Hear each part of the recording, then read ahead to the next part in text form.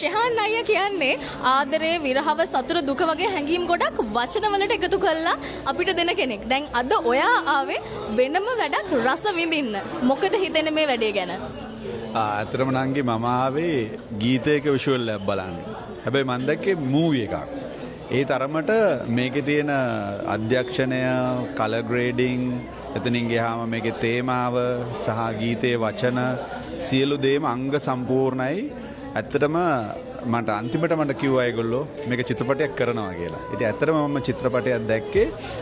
ඒ වගේම මම මේ නාමල් ජයසිංහ කියන අලුත් ගීපද රචකයාට මගේ හදවතින්ම ආශිර්වාද කරනවා. මොකද අලුතෙන්ම ලියන කෙනෙක් හැටියට ඔය වගේ ලියන්න ඇඟ ඇතුලේ හොඳ හැඟීමක් නැතුව ලියන්න බෑ. මම දැක්කා හොඳ රචකයෙක් බිහි වෙනවා. ඒක මට හරි සතුටුයි. මොකද අපේ පරම්පරාවෙන් පසු පරම්පරාවක් අපිට ඕනේ ආදර ගීත ලියන්න, අලුත් පරපුරට ආමන්ත්‍රණය කරන්න. ඉතින් ඒකත් මම මෙතනින් දැක්කා. ඒ වගේම මහේෂ් අනංගිගේ ගායනට අමතරව මම දැක්කා දැන් එයාගේ රංගන කෞශල්‍යයක්. එයාට රංගපාන්න පුළුවන්. එයා ෆ්‍රේම්ස් වලට ලස්සනයි.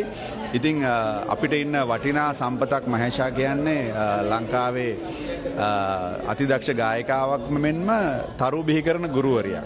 ඉතින් මේ තරුණ කණ්ඩායම අද කරපු මේ නිර්මාණය දිහා බලලා මම නම් පුදුමාකාර ලෙස සතුටටපත් වුණා. මොකද අපේ අනාගතයේ තවත් සාර්ථක නිර්මාණකරුවන් බිහි වෙන බවට අද සාක්ෂි දරුවා. ඇස් දෙකෙන් මම මේක දැක්කා.